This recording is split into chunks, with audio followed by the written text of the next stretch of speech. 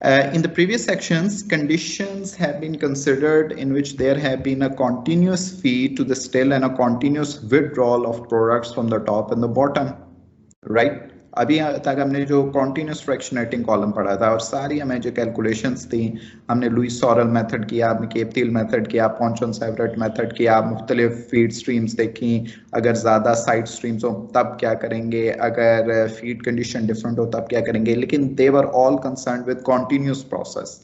For a batch process, आपको एक चीज बताई थी कि there is no stripping section, there will only be a rectifying section, right? लेकिन इसकी जो कैलकुलेशंस हैं इसमें थोड़ा सी तब्दीली आ जाती है. कैसे? देखें, in many instances processes are carried out in batches and it is more convenient to distill each batch separately. In these cases the whole of a batch is run into the boiler of the still and on heating the vapor is passed into a fractionating column. यानी कि नीचे कोई striping section नहीं है, जब boiler में आपके पास feed गई है, हीट होने के बाद ज़ाहिर है जब वेपर्स निकलेंगे तो सिर्फ वो वेपर्स आपके कॉलम में पास हो रहे होंगे. There will not be any liquid in your column. As with continuous distillation, the composition of the top product depends on the still composition, the number of plates in the column, and on the reflux ratio used. ये हम पहले भी देख चुके हैं कि आपकी जो टॉप प्रोडक्ट यानी कि XD जो है वो आपका किन किन चीज़ों पर डिपेंड करेगा. जो स्टिल की कंपोजिशन है जिसको अब हम XS कहेंगे, पहले हम क्या कहते थे XW, अब हम कहेंगे XS. So the number of plates in the column and on the reflux ratio. When the still is operating, since the top product will be relatively rich in the more volatile component, the liquid remaining in the still will become steadily weaker in this component. अच्छा, अब ये देखें, जब हम product ले रहे होंगे तो वो क्या होगा, जाहिर है बॉइलिंग पॉइंट जो मोर वोलेटाइल कंपोनेंट का है वो कम होता है, तो वो जो वेपर्स निकल रहे हैं उनमें मोर वोलेटाइल कंपोनेंट ज्यादा होगा. आपका जो प्रोडक्ट है उसमें मोर वोलेटाइल कंपोनेंट की कंसंट्रेशन ज्यादा होगी क्योंकि वो वेपर जाहिर कंडेंस होकर फिर लिक्विड में आ रहे होंगे. जैसे जैसे वो आपकी समझो एक पॉट है ना, जो पॉट है जिसको बॉयलर कहा जाता है, उस पॉट में से जो वेपर्स निकल रहे हैं वो ज्यादा होंगे मोर वोलेटाइल कंपोनेंट के. तो वो जो पॉट है वो with time, as time passes, वो more volatile component में कम होता जाएगा, यानी कि it will become weaker in the more volatile component. Vapours में तादाद बढ़ रही है, जो पॉट है उसमें तादाद कम हो रही है. तो होगा क्या कि वक्त के साथ साथ जो आपका टॉप प्रोडक्ट है उसमें भी कम होने लग जाएगी ऑब्वियसली, क्योंकि आपका जो मतलब ये सोर्स आ रहा है, सोर्स से ही जब आपका मोर वोलेटाइल कंपोनेंट कम आ रहा है तो आपका टॉप प्रोडक्ट में भी कम आएगा. तो देखें, the liquid remaining in the still will become steadily weaker in this component. As a result, the purity of the top product will steadily fall. शुरू में अगर XD 0.98 है, करते क्या है कि एकदम से हम लेना नहीं शुरू करते, पहले आप इसको रिफ्लक्स करेंगे, जब आपकी एक प्योरिटी अचीव हो जाएगी लेट्स से 98%, तब आप लेना शुरू करेंगे. लेकिन वक्त के साथ साथ ये होगा जब आप ले रहे होंगे, तो जब आप लेना शुरू करेंगे ना तब पॉट में जो क्वांटिटी है मोर वोलेटाइल कंपोनेंट की वो कम होने लग जाएगी. So as a result the purity of the top product will steadily fall. Thus the still may be charged with S1 moles of a mixture. अब ये जो टर्मिनोलॉजी, ये जो नोमेनक्लेचर है, ये वही होगा जो आपने जो एक्सपेरिमेंट भी था, जो लोग फेमिलियर हैं, जिनको मैंने समझाया भी था कि बैड डिस्टिलेशन में जो हम रेलीज इक्वेशन को वेरीफाई करते हैं उसमें जो इक्वेशन आती है log nature S1/S2 is equal to XD XS, तो अब वही वाली नोमेनक्लेचर यूज होगा. Thus the still may be charged with S1 moles of a mixture containing a mole fraction XS1 of the more volatile component. यानी कि जो feed है उसको वो कह रहे हैं S1, फीड के मोल्स हैं S1 और उसमें जो mole fraction of more volatile component है वो है XS1. Initially with a reflux ratio R1, the top product has a composition XD1. और ये वो होगी जब आप मतलब कि टॉप प्रोडक्ट लेना शुरू करेंगे, उस वक्त जो आपने मैक्सिमम प्योरिटी अचीव करनी है वो है ये XD1. If after a certain interval of time the composition of the top product starts to fall because the still will be weaker in the more volatile component as time goes by. Then if the reflux ratio is increased to a new value R2, सही है, अब हमने क्या करना है, reflux ratio को change कर देना है R2 में, रिफ्लक्स रेशियो को बढ़ाना है। रिफ्लक्स रेशियो बढ़ाने से क्या होगा कि आपकी जो प्योरिटी है उसको मेंटेन किया जा सकता है। आप देख चुके हैं ना कि रिफ्लक्स जितना रिफ्लक्स ज्यादा होगा उतनी प्योरिटी ज्यादा होगी। So if the reflux ratio is increased to a new value R2, it will be possible to obtain the same composition at the top as before, although the composition in the still is weakened to excess 2. आप क्या करें, आप column में जो मोर volatile component की वो है तादाद है, वो जो वापस आ रही है उसको मेंटेन रख रहे हैं, जिसकी वजह से आपका जो टॉप प्रोडक्ट है उसमें मोर वोलेटाइल कंपोनेंट की कंपोजिशन मेंटेन रहेगी। This method of operating a batch still requires a continuous increase in the reflux ratio to maintain a constant quality of the top product. ये एक मेथड है batch distillation को operate करने का, जिसको कहते हैं कि operating a batch distillation column with variable reflux ratio और operating a batch distillation column with constant product composition. उसका क्या होता है कि आप वक्त के साथ साथ, जैसे लेट्स से 98% शुरू में आ रही है, वक्त के साथ साथ ये होगा 95 पे पहुंच जाएगी, 91 पे पहुंच जाएगी, 85 पे पहुंच जाएगी, अगर आप ऐसे ही लेते रहें टॉप प्रोडक्ट। लेकिन अगर आप रिफ्लक्स रेशियो बढ़ाना शुरू कर दें तो फिर आपकी ये जो 98 से ड्रॉप हो रही है 98% से, वो होना बंद हो जाएगी, आपको वही मेंटेन करनी पड़ेगी, लेकिन you have to steadily increase the reflux ratio. तो इस प्रोसेस को क्या कहेंगे कि operating a batch process with variable reflux ratio or with constant product composition. An alternative method of operation is to work with a constant reflux ratio and allow the composition of the top product to fall. अगर आपको maintain नहीं करनी, अगर if a certain purity of the product is not required, तो आपको reflux ratio को increase करने की जरूरत नहीं है, आप constant reflux ratio के साथ काम कर लें। फिर क्या होगा? For example, if a product of composition 0.9 with respect to the more volatile component is required, the composition initially obtained may be 0.95 and distillation is allowed to continue until the composition has fallen to some value below 0.9, say 0.82. हो सकता है कि वो शुरू हो 0.99 से, आहिस्ता आहिस्ता फिर वो 0.92 हो जाए, फिर 0.87, then 0.84, then 0.8। तो आपकी जो लेकिन एवरेज है, अब वो तो कंपोजिशन है ना, आपके पास जो सारा वो कलेक्ट होगा, जब आप मुख्तलिफ बैचेज हैं, 10 बैचेज हैं डिफरेंट प्योरिटी के, लेकिन उनको कलेक्ट करके आप वो जो एवरेज कंपोजिशन है वो उतनी होगी शायद 0.9, क्योंकि 0.99 की भी है, 0.8 की भी है, बीच में भी मुख्तलिफ कंपोजिशंस की आपके पास बैचेस तैयार हो चुके हैं। इसका एक और भी फायदा है जो ये देखें, and the total product obtained will then have the required composition. जब आप टोटल करेंगे, एक साथ उनको मिलाएंगे, तो एवरेज वही बन जाएगी जो आपको रिक्वायर्ड थी, provided the amounts of a given purity are correctly chosen। ठीक है, तो ये है कि वाकई ये जो, अगर आपको 0.9 चाहिए तो आपको जो पहली क्वांटिटी है उसको देखना पड़ेगा, लास्ट को देखना पड़ेगा, इस तरह आप उसको ऑपरेट करेंगे। जब आप 9, 10, 15 जितने भी बैचेस हैं उनको कंबाइन करें तो आपकी वो रिक्वायर्ड प्योरिटी अचीव हो जाए जो आपको चाहिए थी, यानी कि जो एवरेज हो ना, average of the composition of all the batches, that will be the required purity.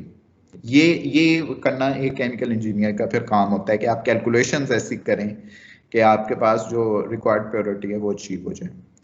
One of the added merits of bad distillation is that more than one product may be obtained. Obviously, thus a binary mixture of alcohol and water may be distilled to obtain initially a high quality alcohol. As the composition in the still weakens with respect to alcohol, a second product may be removed from the top with a reduced concentration of alcohol. In this way, it is possible to obtain not only two different quality products, but also to reduce the alcohol in the still to a minimum value. अब बाज़ औक़ात ये भी होता है कि आपके पास मुख्तलिफ प्योरिटी के भी प्रोडक्ट चाहिए होते हैं, ज़रूरी नहीं होता कि भाई एक ख़ास, अब हमारे तो ज़हन में ये कहना कि हमें जो मार्केट में दे रहे हैं तो एक ख़ास प्योरिटी के ही दे रहे हैं, लेकिन आप देखें मैंने जो अपनी पीएचडी में भी केमिकल्स परचेज किए थे वो डिफरेंट प्योरिटी के थे।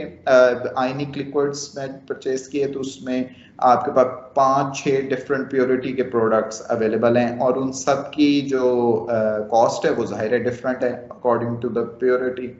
तो बैच डिस्टिलेशन से ये भी मतलब कि अगर आप कांस्टेंट रिफ्लक्स रेशियो से इसको ऑपरेट कर रहे हैं तो एक तो ये है कि आपका प्रोसेस जल्दी हो जाएगा, क्योंकि जाहिर है जब आप रिफ्लक्स रेशियो को बढ़ा रहे हैं, रिफ्लक्स बढ़ा रहे हैं यानी कि टॉप प्रोडक्ट कम आ रहा है, तो एक तो प्रोसेस फास्ट हो जाएगा, दूसरा you can obtain products having different purities, जो कि फायदेमंद साबित हो सकता है, क्योंकि हो सकता है कि आपके जो वो हैं जहाँ पे आप सेल कर रहे हैं उनको डिफरेंट प्योरिटी के प्रोडक्ट्स चाहिए हो, या आप मुख्तलिफ जगहों पर सेल कर रहे हो, कहीं पे 95% प्योरिटी, कहीं पे 90% प्योरिटी, कहीं पे 85% प्योरिटी है, तो ये भी इसका फायदा होता है bye operating a batch process with constant reflux ratio. This method of operation is particularly useful for handling small quantities of multi-component organic mixtures, since it is possible to obtain the different components at reasonable degrees of purity in turn. To obtain the maximum recovery of a valuable component, the charge remaining in the still after the first distillation may be added to the next batch. ये भी हो सकता है कि आप ये भी हो सकता है कि आपने क्या किया कि जो रेजिड्यू बच गया है उसको नेक्स्ट बैच में आप ऐड कर दें, राइट। तो ये थे दो प्रोसेसेस, यानी कि आप बैच डिस्टिलेशन को दो तरीके से ऑपरेट कर सकते हैं, एक constant product composition and variable reflux ratio, दूसरा constant reflux ratio and variable product composition. तो ये आपके जहन में होने चाहिए। There are two methods, two ways in which you can operate a batch distillation process. दोनों की अपनी अपनी खासियत है।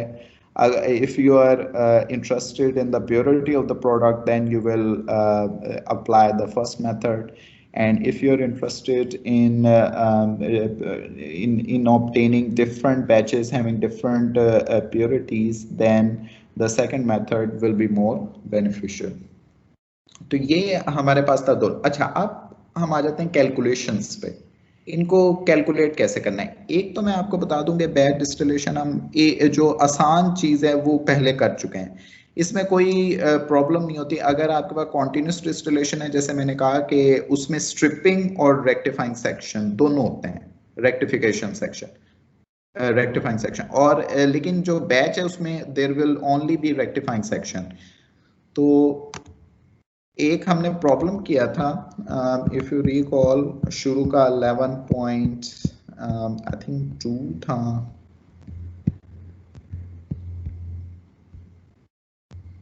यस, ये था बैच डिस्टिलेशन का। तो इसमें चूंकि ये हम कर चुके हैं और number of theoretical plates calculate करने का तरीका कोई डिफरेंट नहीं है, तो इसलिए उस पर इन्होंने फोकस नहीं किया। हम इसको थोड़ा सा रिकॉल कर लेते हैं कि क्या था ये प्रॉब्लम 11.2।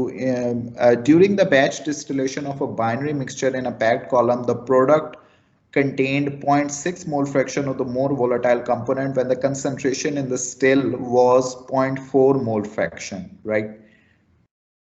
तो XD 0.6 है, जबकि concentration in the still थी, यानी कि XW आप कह सकते हैं 0.4। If the reflux ratio used was 20:1 and the vapor composition Y is related to the liquid composition X by the equation over the range of concentration concerned, determine the number of ideal plates represented by the column. अब इसमें हमने क्या किया, चूंकि इन्होंने ये equation of straight line बता दी थी y is equal to 1.035x, तो हमने ये इक्विलिब्रियम कर्व ड्रॉ की थी, फिर ऑपरेटिंग लाइन ड्रॉ की थी by using xd over r+1। xd हमें पता है 0.6, r भी पता है 20, तो इजीली आप xd ओवर r+1 से और xd से ऑपरेटिंग लाइन बना सकते हैं, और एक ही ऑपरेटिंग लाइन होगी, हमें दूसरी चाहिए भी नहीं, क्योंकि they will only be rectifying section. तो ये हमारे पास था, ये देखें X D over R plus one, और ये आपके पास दो मतलब के कोऑर्डिनेट्स आ गए, कोऑर्डिनेट्स हैं 0.6 यानी कि X D and 0 and X D over R plus 1.029। तो इन्होंने ये इंसेट करके यहाँ पे आपको दिखा दिया था कि ये x is equal to Y की लाइन है, और ये हमारे पास थी equilibrium curve y is equal to 1.035x, और ये थी ये 0.029, यस 0.029, और ये ऑपरेटिंग लाइन, ठीक है। तो फिर सारे जो बनाए ट्रेस वो हमें पास कितने पड़े, I think they were 18 theoretical plates यहाँ से निकली थी। तो ये तरीकाकार होता है इसमें थ्योरेटिकल प्लेट्स निकालने का, easier than dealing with a continuous distillation column.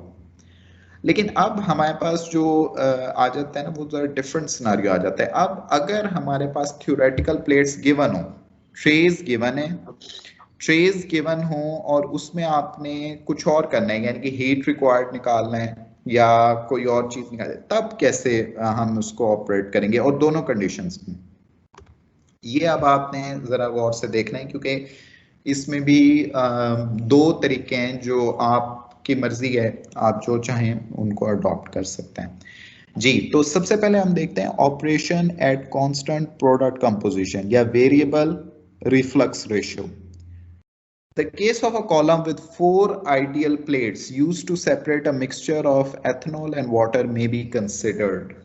ठीक है, यही चीज ये लेके चलेंगे, इसी पे ये दोनों को कैलकुलेट करके भी बताएंगे, देखेंगे कि किस में ज्यादा हीट रिक्वायर्ड होती है। तो एक कॉलम है जिसमें 4 आइडियल प्लेट्स यूज हो रही हैं, वो निकाली जा चुकी हैं किसी भी मेथड से, ठीक है, जैसे हमने अभी किया, 4 आइडियल प्लेट्स यूज हो रही हैं। Initially, there are S1 moles of liquor or mole fraction XS1 with respect to the more volatile component alcohol in the still, ठीक है। तो ये इनिशियल फीड आप कह लें, तो ये इनपुट है S1 मोल्स हैं और XS1 उसमें mole fraction of more volatile component. The top product is to contain a mole fraction XD and this necessitates a reflux ratio R1। R1 वो रिफ्लक्स रेशियो होगी जिससे जो required purity है वो achieve हो जाए। If the distillation is to be continued until there are S2 moles in the still, अब ये हैं final moles जो residue में होंगे of mole fraction XS2, then for the same number of plates अब नहीं हमने कोई plates fixed हैं 4, the reflux ratio will have been increased to R2। R2 final है रिफ्लक्स रेशियो जिस पे जाते हुए ये स्टेप बाय स्टेप इंक्रीज होता रहेगा वक्त के साथ साथ। R1 था बहुत कम रिफ्लक्स रेशियो, जिससे आपके पास जो फर्स्ट थी प्योरिटी वो ऑब्टेन हो रही थी, वक्त के साथ साथ रिफ्लक्स रेशियो को बढ़ाते रहे, और आखिरी जब था ना, यानी कि S2 जब रह गई रेजिड्यू जिसमें मोल फ्रैक्शन XS2 थी, तब जो रिफ्लक्स रेशियो है वो R2 है, राइट।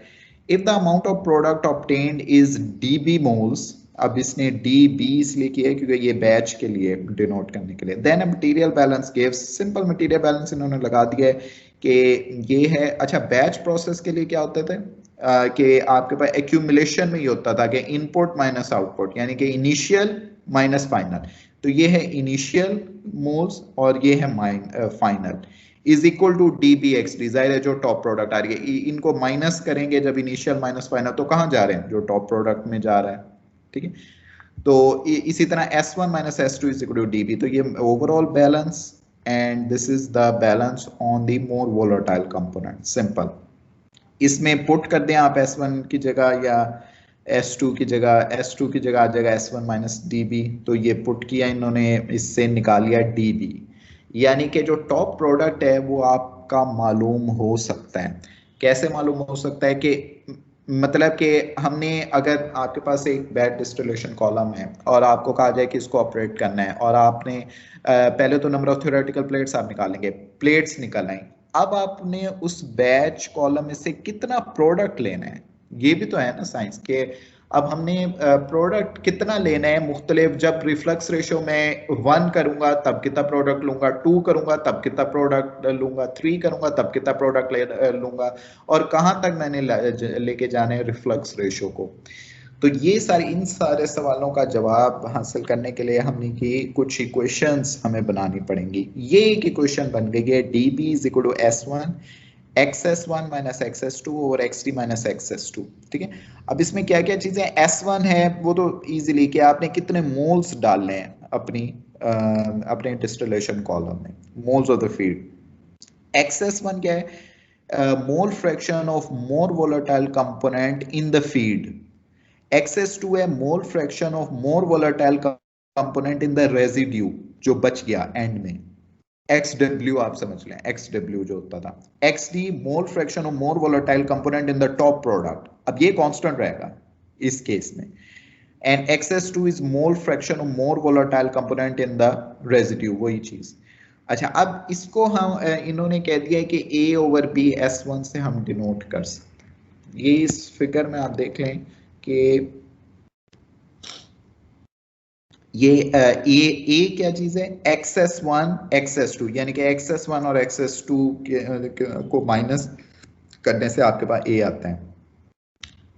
ए और बी इन्होंने ऐसी अपनी तरफ से एक वो दिखा दिए इस फिगर को शो करने के लिए कि ये देखें ए आपके पास आ जाता है। अगर ग्राफिकली आप इसको सॉल्व करें, जो कि आप हम आगे करेंगे, तो इसमें the difference between XS1 and XS2 will be A and the difference between XD and XS2 will be B। If phi is the intercept on the y-axis for any operating line, equation 11.48, then x, अब ये हम पढ़ चुके हैं, xd over r plus 1 होता था ना, वो जो सेकंड कोऑर्डिनेट होता था, यानी कि हम क्या करते थे xd and 0 xd over r plus 1। तो वो कह रहे हैं कि वो जो इंटरसेप्ट हम कह सकते हैं, इंटरसेप्ट ऑफ वाई एक्सिस, वो उसको phi से डिनोट कर लें। अब यहाँ पे रिमेंबर करें कि r जो है ना वो वेरी करेगा, ठीक है, तो हम r निकाल सकते हैं। r can be obtained by this one, xt which will be constant, 1 जाहिर है कांस्टेंट होगा, और phi, यानी कि phi को अगर हम चेंज करते रहें तो वहां से r ऑटोमेटिकली आ सकता है।